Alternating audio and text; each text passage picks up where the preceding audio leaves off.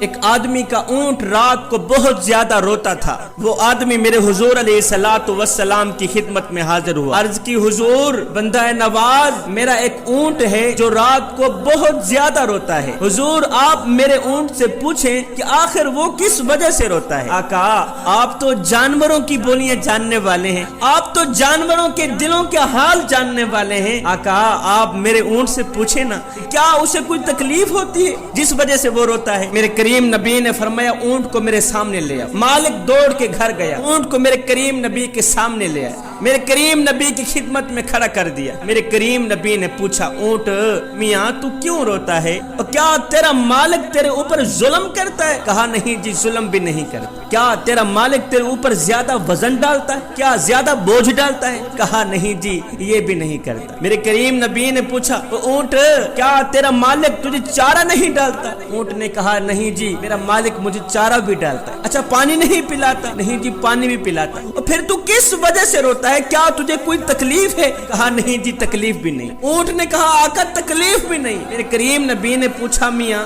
آخر تو کس وجہ سے روتا ہے؟ وجہ تو بتا۔ اب اس اونٹ نے جو وجہ بیان کی، جوانو دل کے کانوں سے سنیے گا، اس اونٹ نے کہا آقا میرا مالک رات کو عشاء کی نماز پڑھے بغیر سو جاتا ہے۔ میرا یہ جو مالک ہے نا رات کو عشاء کی نماز پڑھے بغیر سو جاتا ہے، اور جب میں اپنے مالک کے بستر کے نیچے جہنم کی آگ کو اپنی آنکھوں سے دیکھتا ہوں تو میری آنکھیں چھم چھم برسنے لگ جاتی ہیں۔ میرا مالک رات کو عشاء کی نماز پڑھے بغیر سو جاتا ہے، اور جب میں مالک کے بستر کے نیچے جہنم کی آگ کو جلتا دیکھتا ہوں تو میرا دل روتا ہے۔ جب دل روتا ہے تو میری آنکھیں بھی چھم چھم برسنے لگ جاتی ہیں۔ میرے کریم نبی نے اس بے نمازی مالک کی طرف دیکھا، دیکھ کر کہنے لگا او اللہ کے نیک بندے نماز پڑھا کر، اگر نماز نہیں پڑھے گا تو یاد رکھنا قیامت کے دن تجھے فرعون کے ساتھ اٹھایا جائے گا۔ اگر نماز نہیں پڑھے گا تو قیامت کے دن تجھے نمرود کے ساتھ اٹھایا جائے گا، قارون کے ساتھ اٹھایا جائے گا۔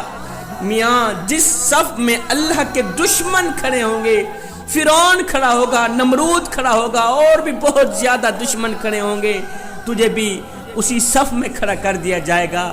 میاں اگر تو چاہتا ہے کہ قیامت کے دن تو نبیوں کے ساتھ اٹھایا جائے، تو رسولوں کے ساتھ اٹھایا جائے، اگر تو چاہتا ہے کہ قیامت کے دن اللہ کے پیارے جس صف میں کھڑے ہوں تو بھی اسی صف میں کھڑا ہو، تو خدا را نماز کبھی نہ چھوڑنا۔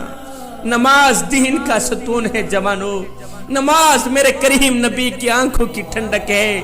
جس شخص کے اندر نماز ہے اس کے اندر سب کچھ ہے، جس کے اندر نماز نہیں ہے اس کے اندر کچھ بھی نہیں ہے۔